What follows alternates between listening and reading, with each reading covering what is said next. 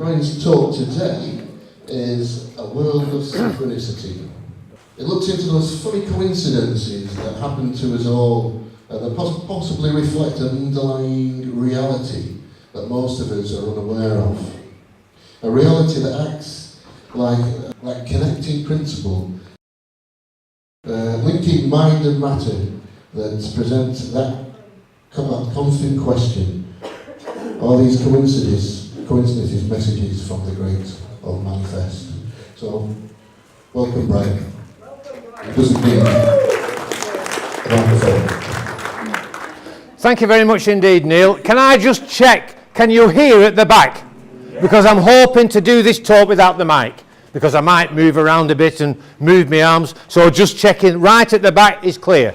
Thank you very much indeed. So as Neil said, that it's good to be back at this conference to do this talk, and I was present at Windermere, one of Neil's first, if not the first conference, and I did a talk on the Mothman, which went reasonably well, and it's nice to come back and talk about this talk, the world of synchronicity. And the first time I ever did this talk was many years ago, which was at Probe, and with Sam, and again it went very well indeed, and I've done it a few times since. So I have got an hour slot from now 2 o'clock till 3 o'clock, and I'm going to try to get it all in what I want to talk about in 60 minutes. Obviously this is a very big subject. Very big subject is the world of synchronicity. It's a complicated subject and it's very controversial. Very controversial. And but it's thought-provoking, and my task this afternoon is, when I finish this talk, if I've left you with your minds open and receptive and open to the ideas and given you food for thought, then really my job as a speaker, I will regard myself as I have succeeded if I've left you with food for thought and your mind's open and receptive. But again, synchronicity, or the world of synchronicity, is a very complicated and big subject.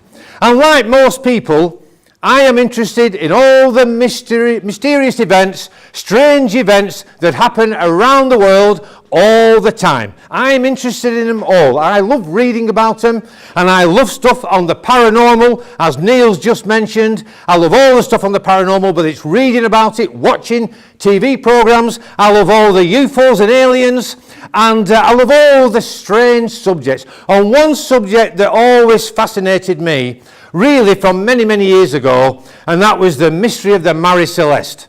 I'm sure most of us are familiar with the Mary Celeste, and I came across that many years ago, and I always remember when I was working in the 70s, there was a massive article appeared in the Sun newspaper, and I always remember it, and it just there in the centre pages, all about the mystery of the Mary Celeste. We were all transfixed. I had come across that though years before. In other words, for those not familiar, the ship that was found in December 1872 with no crew on board.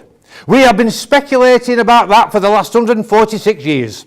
Wild and way out ideas about what happened to the crew, but as I'm sure now, as most of you know, the Mary Celeste has been solved.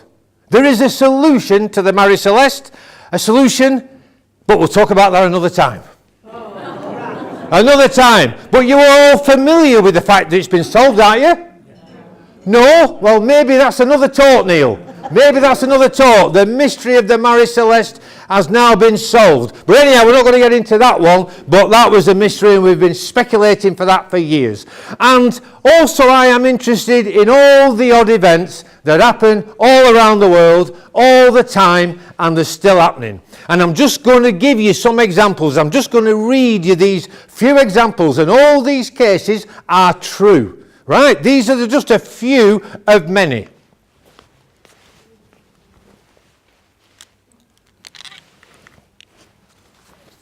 Just a few examples, and again, all true, which I've noted down out of all the thousands that there is. On December the 5th, in 1668, a ship sank off the Welsh coast. One passenger survived the disaster, and his name was Hugh Williams. On December the 5th, again, 1784, 116 years later to the day, another ship sank with 60 passengers One passenger survived the disaster, and his name was Hugh Williams. On December the 5th, yet again, 1860, 76 years later to the day, a third ship sank, all drowned, apart from one passenger who survived, and his name was Hugh Williams.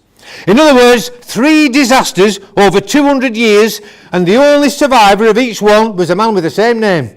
And I think that's odd. Would you agree? I always found this odd as well, and I found it funny.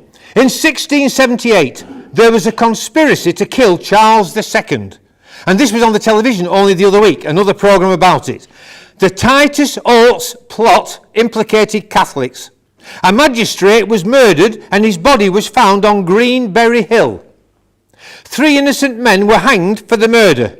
They were called Green, Berry and Hill. Now that's odd.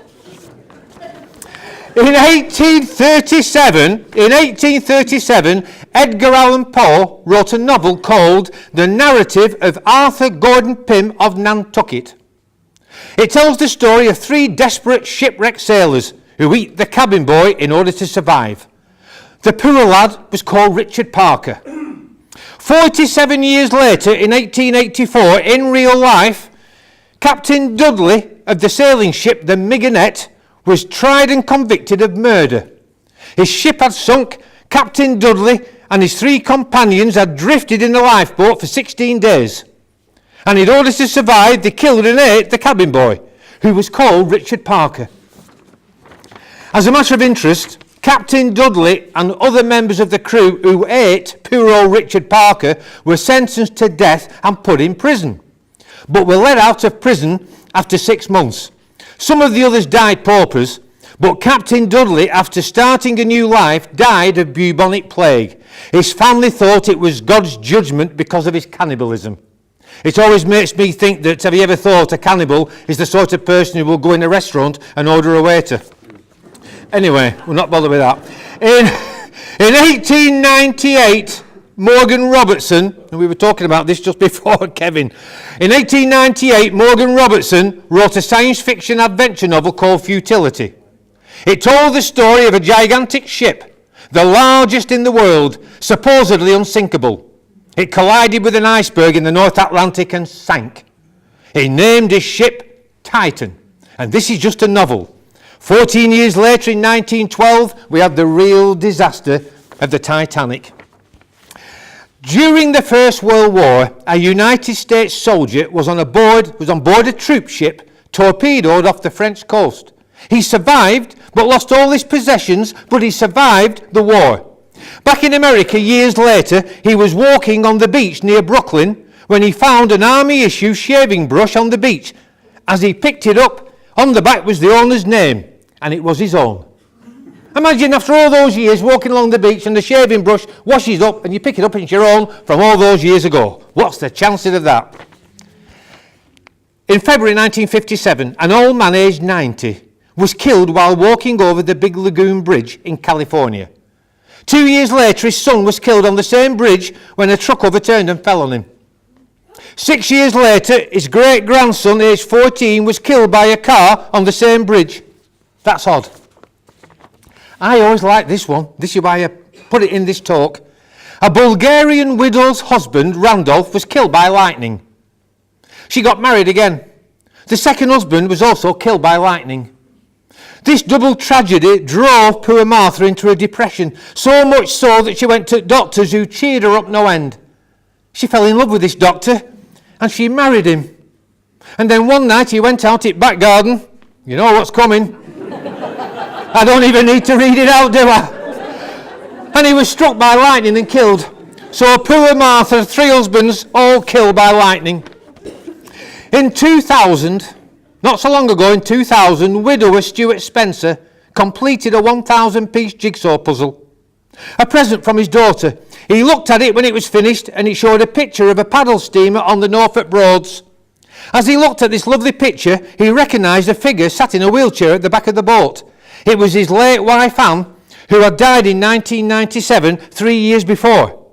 The German-made jigsaw had been made from a photograph that was taken when Mr. and Mrs. Spencer was taking a trip on the steamer on the Norfolk Broads. I used to love doing jigsaws, and I did them for years as a child. Imagine doing a jigsaw puzzle, completing it, looking in the picture and finding you or a relative in the picture. That's odd. That's very odd. In 1974, a young man aged 17 died when he was knocked off his moped by a taxi in Bermuda.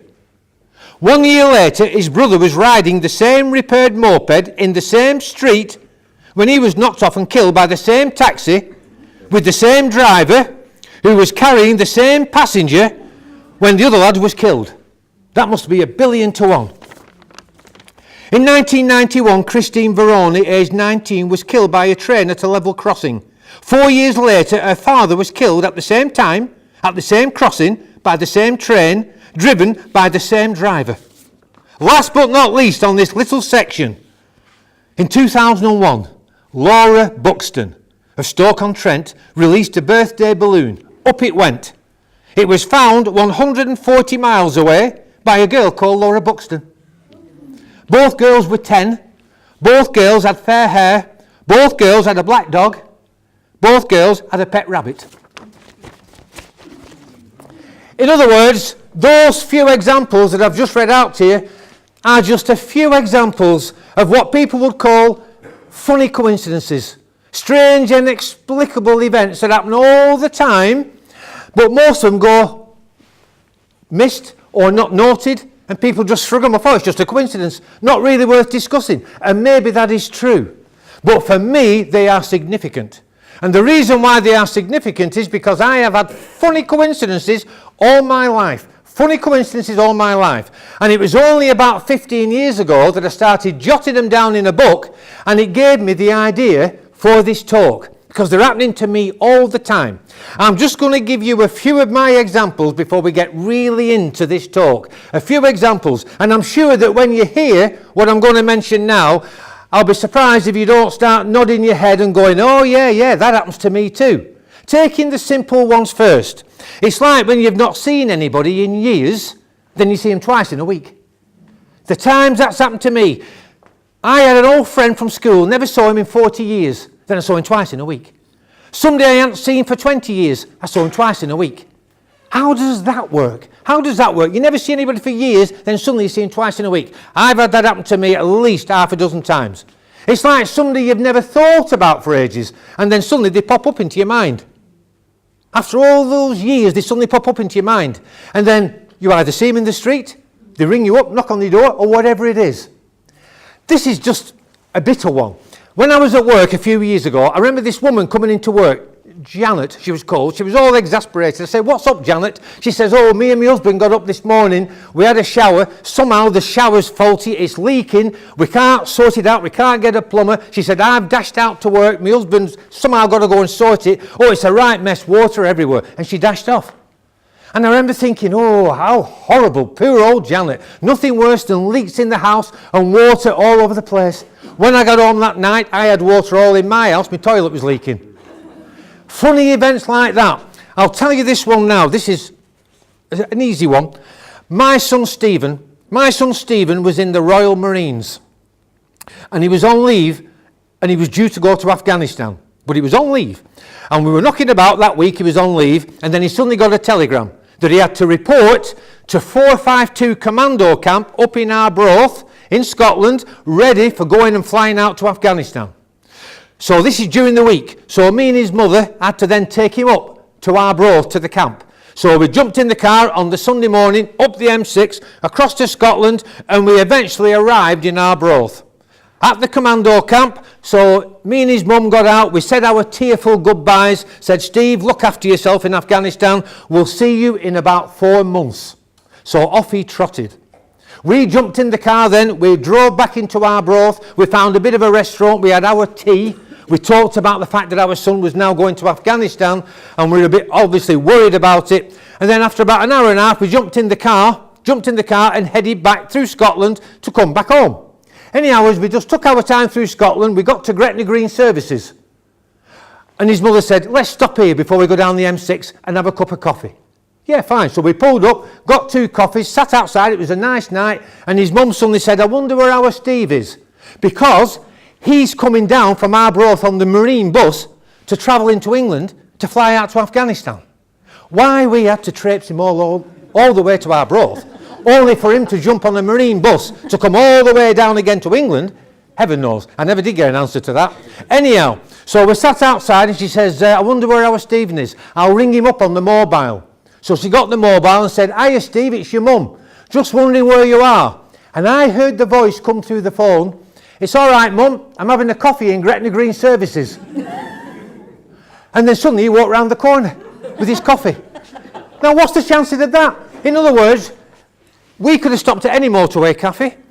The marine bus, well, it were hours behind us. They could have stopped anywhere. Yet somehow, we never dreamed that when we said goodbye to Stephen and we'll see you in 4 months, that we would see him in a few hours. Because his coach just happened to stop at the cafe.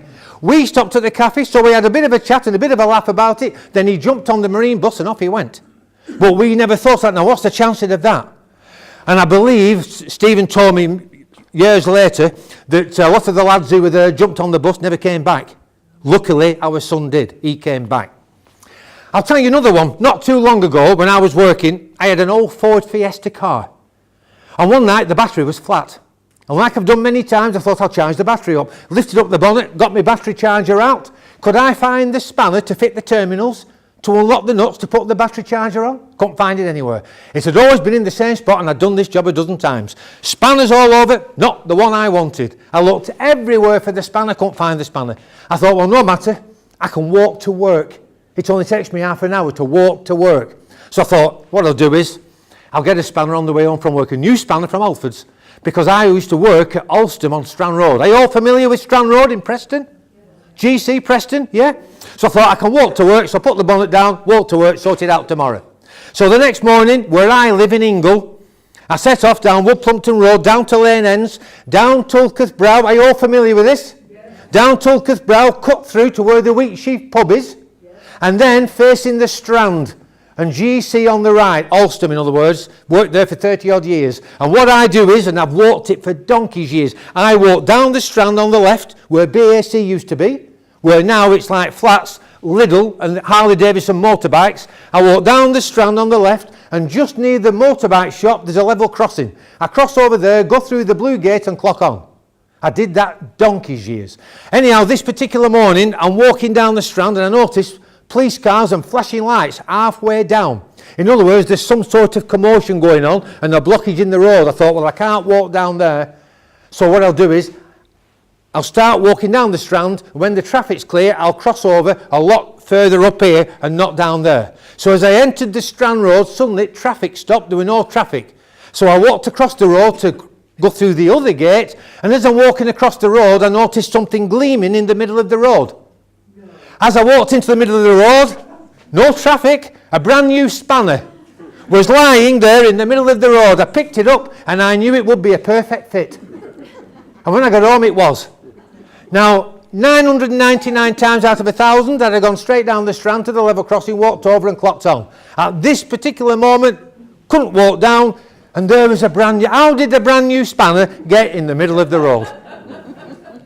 It's baffled me for years. I picked it up and I've still got it, and it fitted those terminals and I could charge the battery up and all the rest. Fantastic, unbelievable story. Unbelievable story. About 12 years ago, I was going to Kirkham to do a talk. I go to this club every year, down in Kirkham.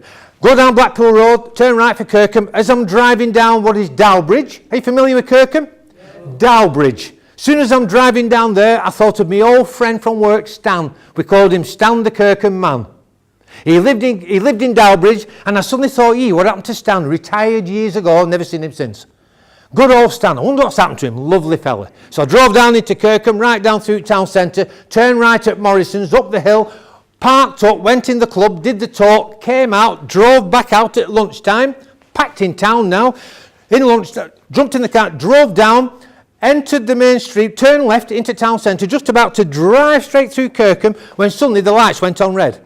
And I had to stop the car. As I stopped the car, I looked through the window and Stan walked past. I tried to wind the window down to have a quick word, but he jumped into a shop and out he went.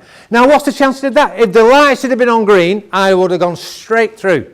But I mean, even so, Stan, he could have been anywhere. I'd never seen him for, 15 years. He could have been in his garden, he could have been on his holidays, he could have been dead. He could have been anywhere. Yet as soon as I pulled the car up, he walked past my window and then in to this shop. Unbelievable. I never saw him again. I don't know whether he's alive or not. And I will just mention this one, and I was talking to you, Kevin, about this.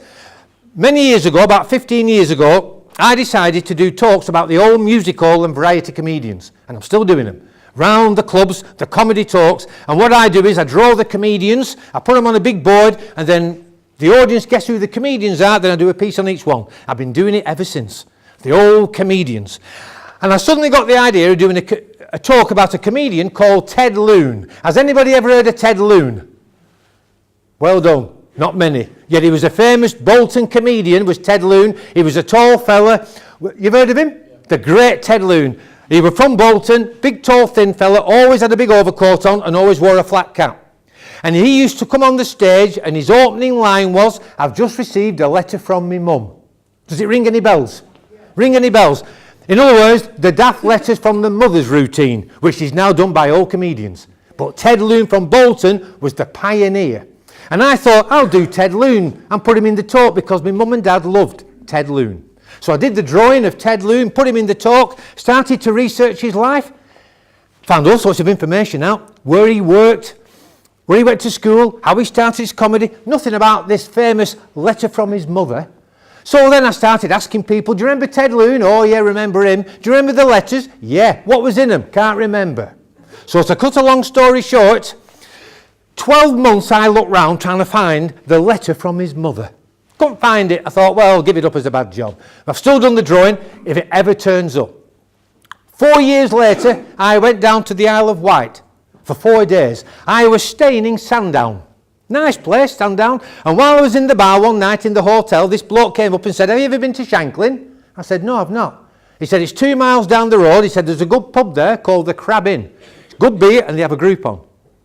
Why don't you go tomorrow night? I said, I will, because there's nothing going on in my hotel. So the next night, after my evening dinner, I went down from the hotel, the Channel View Hotel, straight down the road, straight down to pier, turn right to walk along the promenade. You can walk to Shanklin right down the prom, 2.5 miles, whatever it is. Walked over down the prom, up the hill, into Shanklin, down into Old Shanklin, and I found that pub, the Crab Inn. And I went in, the group were getting ready. I thought, wow, I'm going to have a good night here. So I had 2 or 3 pints, watched the group, and I thought, time to go back to my hotel now, another 2.5 miles down the prom. I came out of the pub, it was raining. I thought, my God, I might be able to catch a bus. But if it stops raining, I'll walk it back.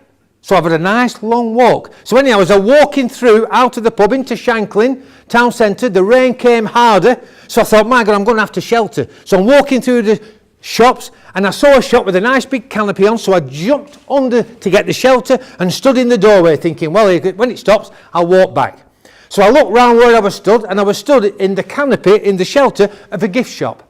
Well, you get them everywhere. I looked in the window, there were all sorts of gifts on sale in this shop. And as I looked, hanging from a hook was a tea towel that you can buy in all seaside resorts. I used to buy tea towels for my mother every time I went anywhere. And as I idly looked at this tea towel, I noticed it said, Dear son, here was the letter from Ted Lune that he used to read on stage to his mother. I couldn't go in the shop and buy it, it was shut. So I read it, memorised it, then when it stopped raining, I walked all the way back down the prom, into my hotel room, wrote it all down, and I had Ted Lune's letter from his mother. Now what's the chances of that? What's the chances of that? Because if it hadn't been raining, I'd have walked straight down, I wouldn't have seen it.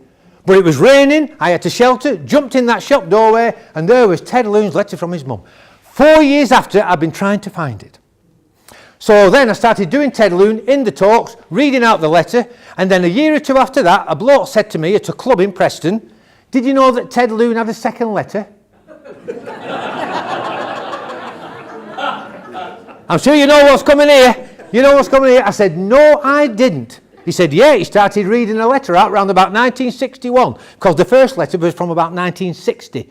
About 1961, he brought out a second letter. I said, all right, could I find that? No. 4 years after this, I went to Harrogate on a day trip with my sister. And the bus stopped at Skipton. On our way to Harrogate, we stopped at Skipton for a tea break. He said, you've got half an hour. We said, right. So me and my sister are walking into Skipton Town Centre when suddenly she said, Brian, just hang on. There's a gift shop over there. I'm going in to have a look round. I said, I'll wait outside. So she's in the shop and I'm waiting outside. I looked in the window, hanging from a rail was a tea towel that said, "Dear son," the second letter that Ted Lune used to read to the audience in 1961. So in other words, I didn't go in and buy it because I had my notebook with me. I just stood outside, wrote it all down, and I had Ted Lune's letter from his mother, the second one. Is that odd or what? Is that odd? And that's weird. So 2 trips, 8 years apart, and I found Ted Lune's 2 letters from his mother. And I've been doing them ever since. Doing them ever since.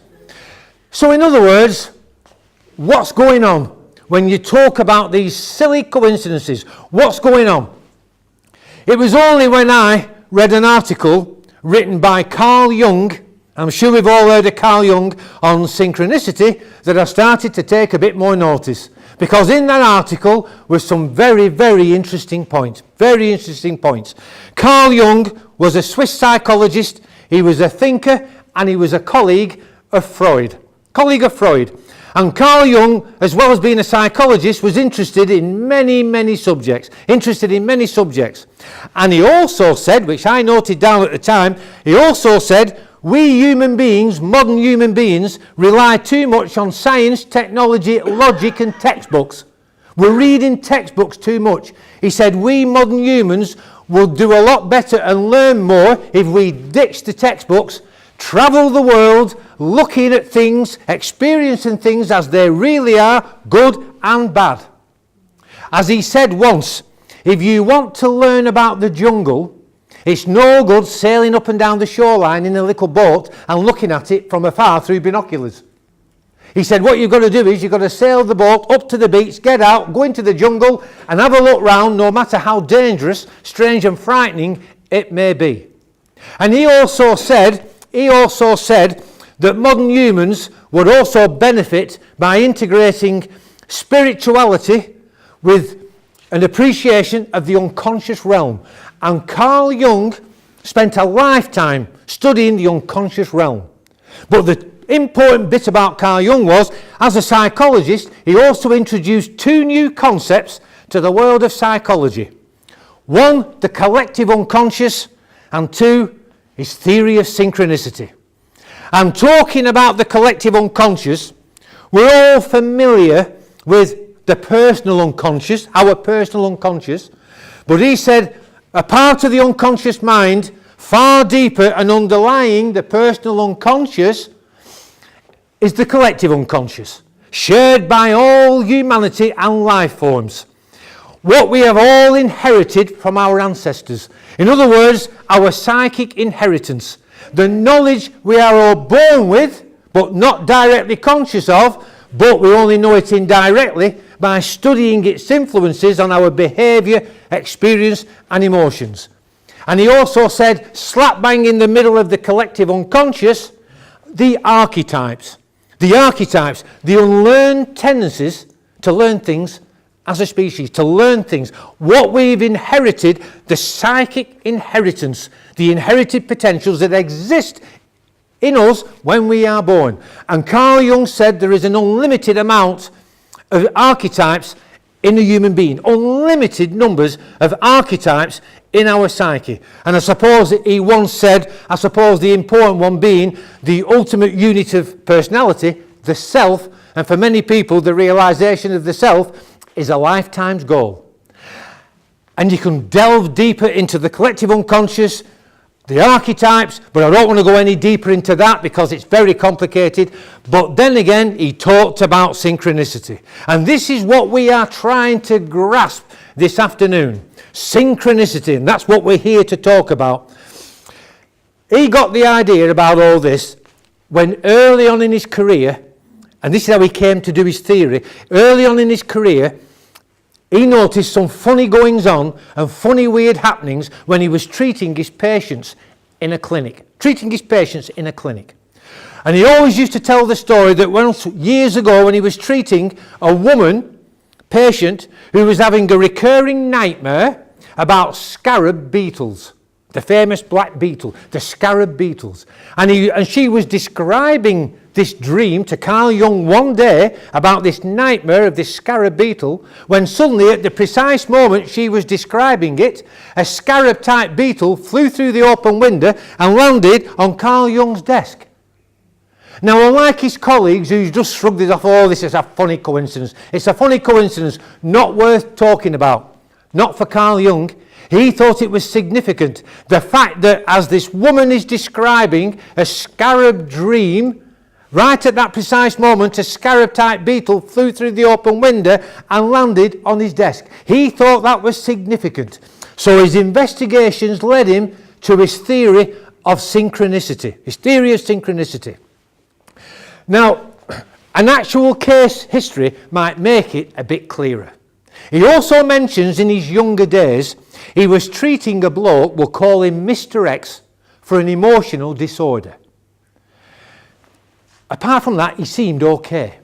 But he also complained of a sore throat, this Mr. X. He complained of a sore throat. And Carl Jung suspected there was more to it than meets the eye, and Mr. X might have heart disease. So he advised Mr. X to go and see his doctor, which Mr. X agreed to go and do. Unbeknownst to Carl Jung, when Mr. X was on his way to the doctor's, he dropped dead of a heart attack. Enter Mrs. X into the story now.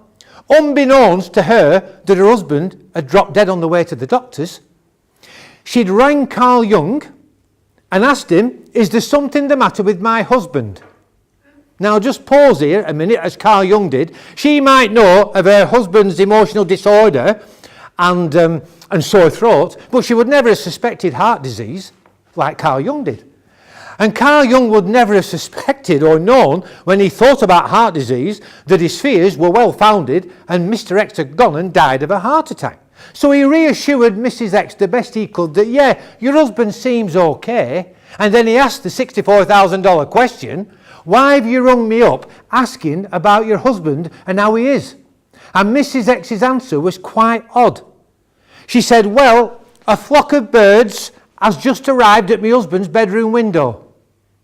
To understand this, we need to look in Mrs. X's past. Years before, when Mrs. X's grandfather was in the back bedroom on his deathbed, a flock of birds arrived at his bedroom window. And shortly after, he died. And then a few years after this, when her own father was on his deathbed in the back bedroom and lay dying, a flock of birds arrived at his bedroom window. And shortly after, he died. So incredibly, Mrs. X had learned to associate flocks of birds with death. In other words, it was like an omen that when you saw flocks of birds, death was approaching. I once remember my grandma telling me something about this many, many years ago. Anyhow, we can't get into that one. So in other words, she'd learned to associate the flock of birds with death. So you can imagine what Carl Jung thought when she'd already explained all this to him, and then he found out that Mr. X had also died on his way to doctors after a flock of birds arrived at his window. So in other words, Carl Jung was staggered the fact that this omen had come true 3 times running. Flocks of birds and death, flocks of birds, death, flocks of birds, death. It had happened 3 times running.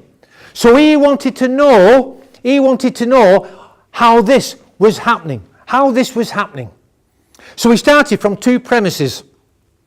Flocks of birds arriving at bedroom windows don't cause death.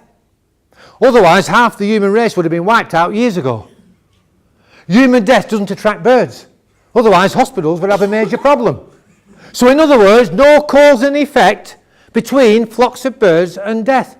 But some relationship existing outside cause and effect, bringing this about. Some relationship out. Some people will just class this as a funny coincidence. It's just an odd incident, not really worth discussing, but not Carl Jung. Carl Jung didn't, he thought this was significant. He thought there was something at work here, hidden from view, hidden from immediate attention that people are not aware of. And he pondered this and studied this for ages, and then he realized what the link was between the 2 factors. And the link between the flock of birds and death was meaning. And as meaning is a function of the mind, then incredibly the link between the flock of birds and Mr. X's death was not just mind, but belief. because Mrs. X believed it to be true. So Carl Jung concluded then, not only had he got a coincidence, he got a coincidence without cause and effect, linked by what he called a causal connecting principle. In other words, no cause and effect, which he labelled a meaningful coincidence, which he labelled a synchronicity. Are you with it so far? Yes. I'm sure you are, because it's important with what follows in a bit. So I'm glad you're keeping up with this. So he coined the expression synchronicity. So the flags must have been waving in his mind when he suddenly realised all these weird happenings were not happening by chance, but it was showing how we are all connected with each other and with nature through the collective unconscious. In simple terms, we human beings think we are like islands in the sea. We think we're like islands in the sea. We look out at the world and at each other and think we're all separate entities. What we don't see is that we are all linked together by means of the ocean floor. And I thought that was significant, and it stuck in my mind. So he coined the word synchronicity. The classic description is that synchronicity is the experience of two more events which happen that seem random but are meaningful to you. A synchronicity with no cause and effect. So the experience of two or more events happening in a random fashion but meaningful to you. In other words, no cause and effect. Whereas in the normal world, one thing follows another.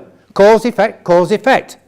So in other words, showing a link between mind and matter, bringing up these funny coincidences, but what is meaningful to the observer who's watching it. That's the key factor, and revealing a governing dynamic at work in the world that you can't see, linking things together, working behind the scenes that you can't see, bringing things together and manifesting a synchronicity, really, and these funny coincidences. Unbelievable. What a find this turned out to be. What a find. A link between mind and matter.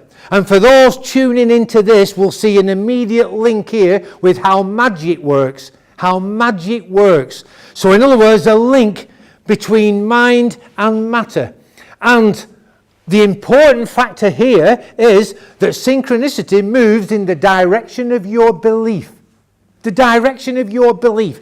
That's a key factor with it. It moves in the direction of your belief. So Carl Jung had now found a synchronicity, and he had found a theory to explain these funny goings on. Linked mind and matter with this funny principle that had no cause and effect, but it was meaningful to an observer. So did he keep it to himself? He discovered all this in the 1920s, and then he passed it on to the world in 1951 in his famous lecture, the Carl Jung lecture on synchronicity, and then he published his findings in 1952. And in his lecture, he was basically saying his theory of synchronicity gives conclusive evidence of his two new concepts, the collective unconscious and the archetypes. And it gives evidence, and in conclusion, it shows this governing dynamic at work in the world, bringing about these funny coincidences, manifesting synchronicity. And that was his conclusion, that it was basically showing that this governing dynamic is working behind the scenes in the world, really bringing about these funny coincidences. And if this is true, how powerful we humans must be. If this is true, that mind is linked with matter and can influence it. This is the key factor. It shows how linked we are, and if it is true, how powerful we are.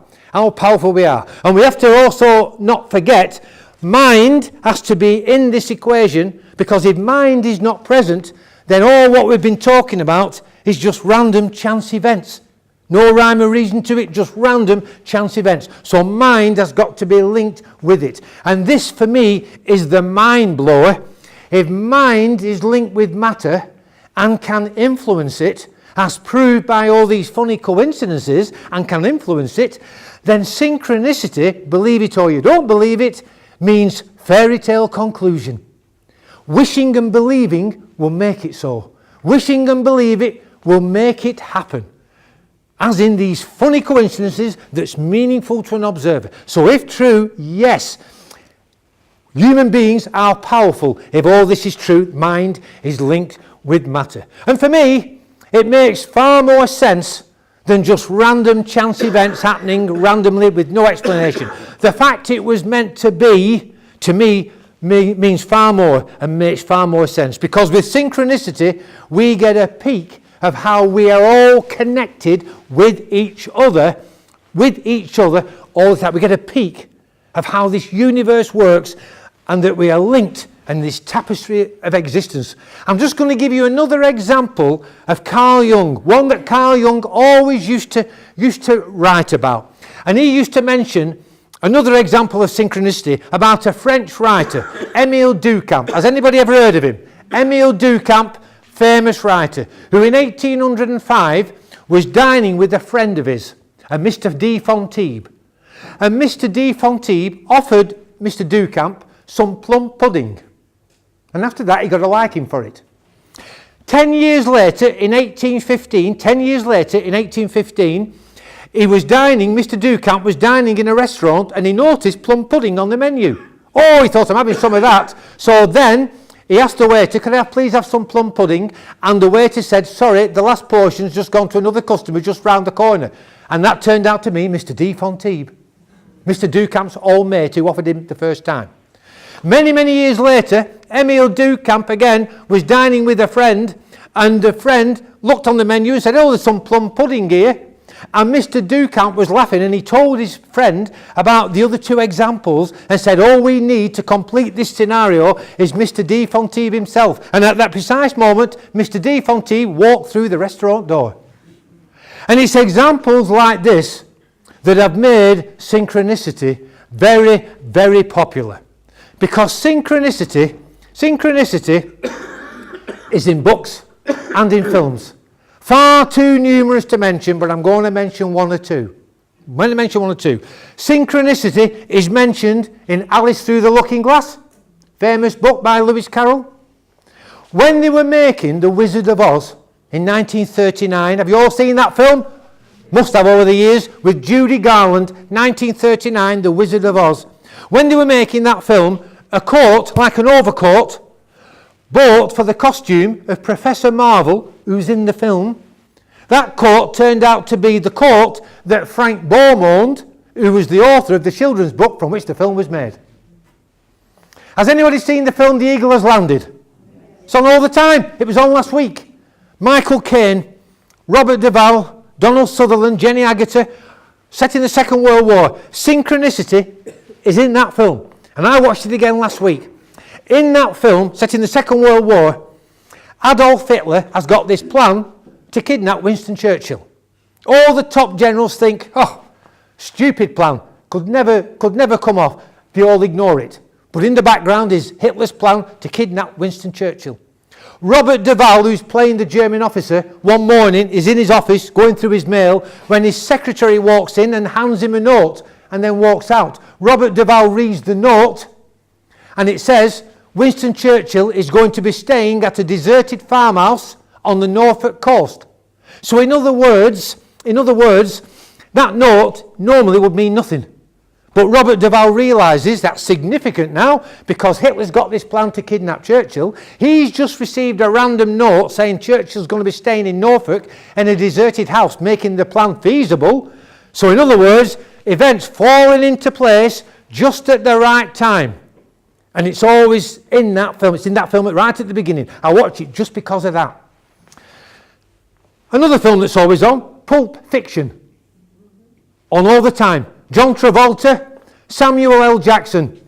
They play two hitmen, Jules and Vincent. I don't know whether you've seen the film Pulp Fiction. Jules and Vincent. And these two hitmen have 6 shots fired at them, but they are left unharmed. And for Jules, this is significant and meaningful. So he decides to change his ways. Unlike Vincent, the other one who says, oh, it's just a funny coincidence. I'm not going to change my ways. And later dies in a hail of bullets. Significant and meaningful. Carl Jung, he went further than most psychologists by introducing the collective unconscious and his archetypes, the theory of synchronicity. In other words, linking mind with matter, evolving through the archetypes shared by all mankind.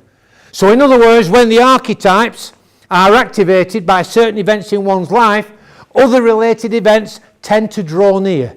So the archetypes acting like a doorway, a gateway through which these synchronistic, meaningful coincidences occur. How? By this no cause and effect principle and a causal connecting principle linking mind and matter that manifests in a meaningful coincidence to the observer. In other words, a synchronicity. So what we have to ask ourselves is synchronicity an existing principle in this universe? In this universe. So matter and consciousness, far from acting independently of each other, are in fact operating, interconnecting and functioning as a unified reality. That's what you're going to think about. Trying to bring all this together into some sensible order, Carl Jung noticed in his early life as a psychologist, when he was treating his patients, of these funny coincidences that was happening all the time, and he tried to find a model to explain them. And for Carl Jung, it was a lifetime struggle. A lifetime struggle. Carl Jung's scarab beetle episode was indeed strange. So what caused that synchronous arrival of the scarab beetle through the window, just as the woman was describing the scarab dream?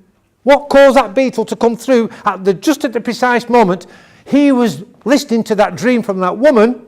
Was it Carl Jung, or was it the patient? Or are we getting a glimpse here of the infinite and the unknowable, showing us the unity of all things?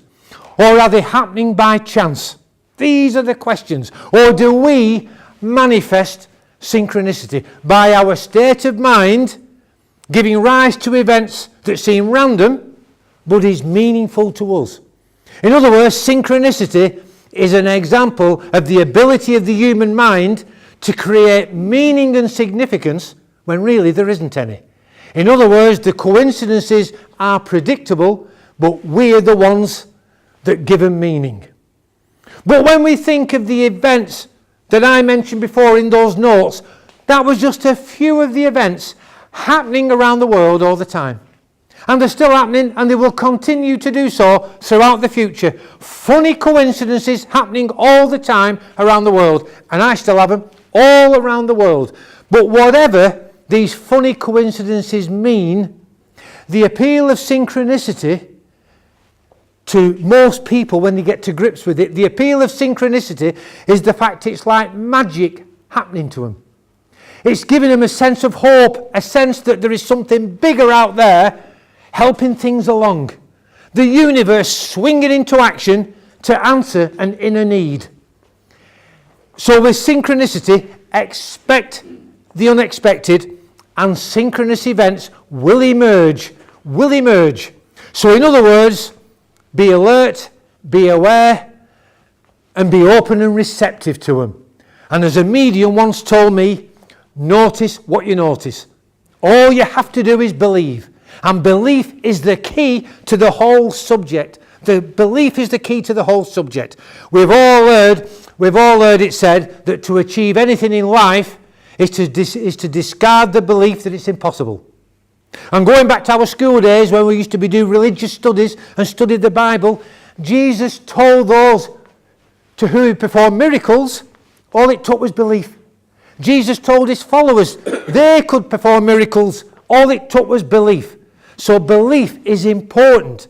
Believe in synchronicity and you will have synchronistic events meaningful to you. So in other words, our reality, synchronistic wheels repeating through time, throwing up these meaningful coincidences. So my advice to you is write them down when you spot them. You have to believe in them. If you don't believe, you'll not spot them. You'll not believe. You've got to believe in them and you'll start to see them. If you don't believe in synchronicity, shrug it off as rubbish, you'll not see them, you'll miss them, they'll go unnoticed. All these funny coincidences. So belief is important. I believe it fully. So in other words, you've got to record them. because you think you'll remember them, you never do.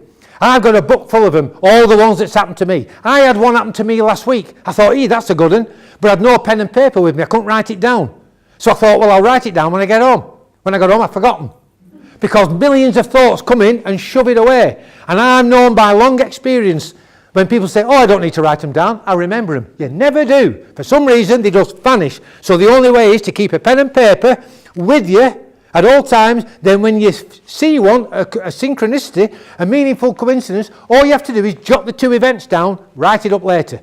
The 2 events that you've wrote down will jog your memory to write them up. I am glad that I write mine up. I have got a book full, and they are fascinating. But I've always got to keep pen and paper with me, because they're happening all the time. Fast and furious, they come in. I'm just going to give you another example. I think I've got like 10 minutes, Neil? I've 10 minutes. I'm just trying to get this in. I have never told this to anybody. When I was a young lad, I lived near Bolton. I lived in a place called Ratcliffe. Anybody ever heard of Ratcliffe? Yes. I lived in Ratcliffe for the first 9 years of my life, and one of my best friends was a girl called Anne, who lived round the corner from me. She was my best friend because she sat next to me in school. We went everywhere together, played out, all the rest. Anne, my best mate. When we moved to Preston in 1959, because of my dad's job, she was there waving me off, crying her eyes out and waving me off, and I was crying myself. And then she ran round the corner and vanished. I never saw her again.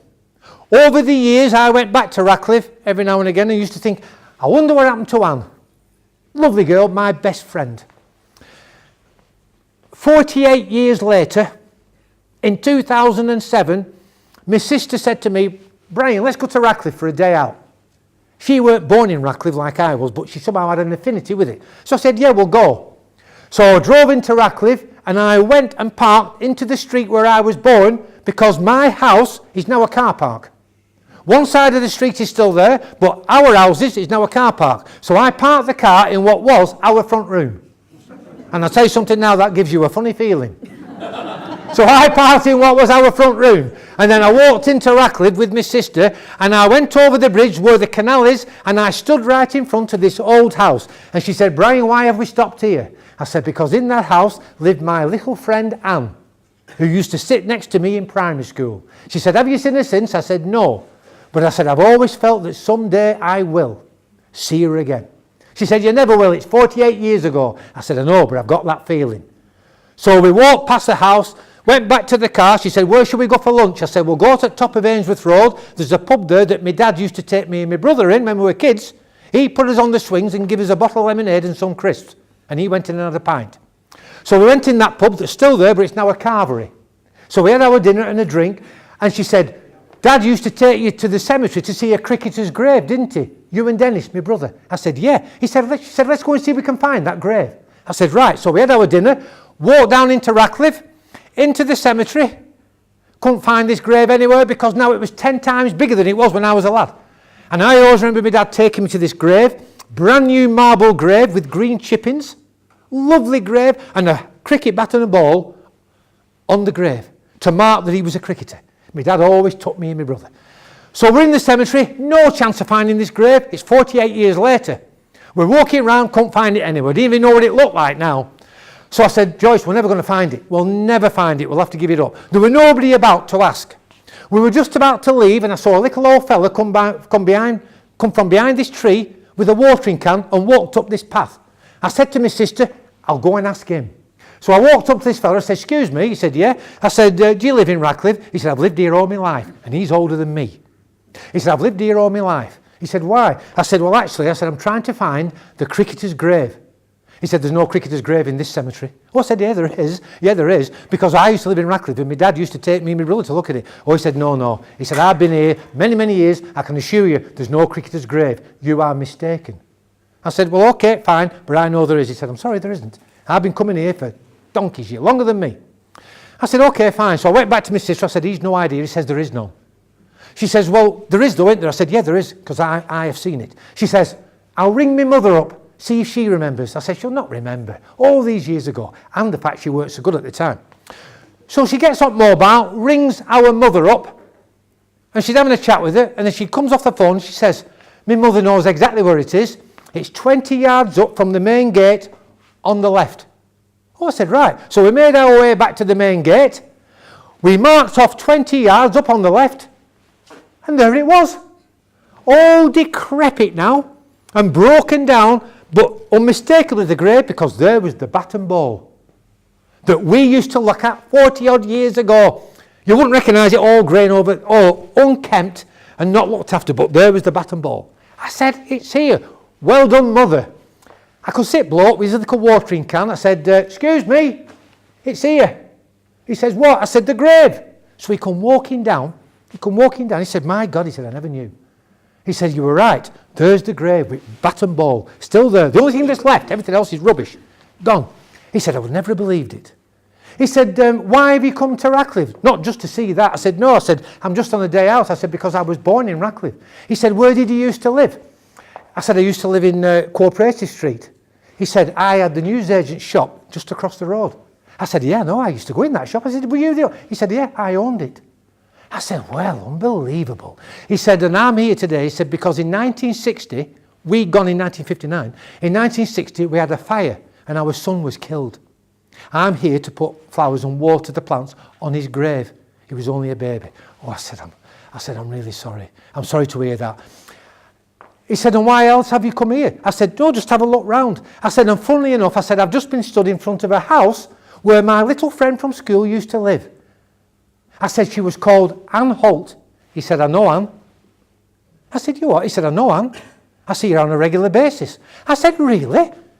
He said, yeah, I saw her in town over last week, so she's still in Ratcliffe. I said, you won't give her my address, would you? I've been trying to get in touch with her for years. So I wrote it down and said, there's my address. He said, I'll do that when I see her next time. Off he walked. My sister said to me, he won't pass it on. It'll not happen. I said, yes, it will. I said, because this was meant to be. Synchronicity. I said, this has got to have a conclusion. It can't just happen. And this event, random event about the cricketer's grave and this fella who owned the shop, he knows Anne, it's got to have a conclusion. I said, it will happen. He will pass that on.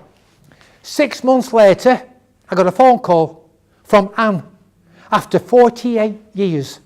Now grown up and all this. I said, Anne, I've got to ask you, how did you get hold of my address?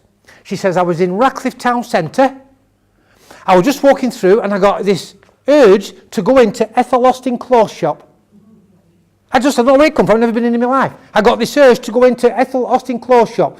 As I walked in, Mr. Garstang, this fella, turned around and said, all right, Anne, I've got a note here from a bloke who wants to see you.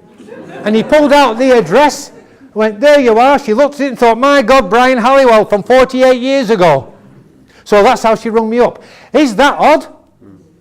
So in other words, it's examples like that.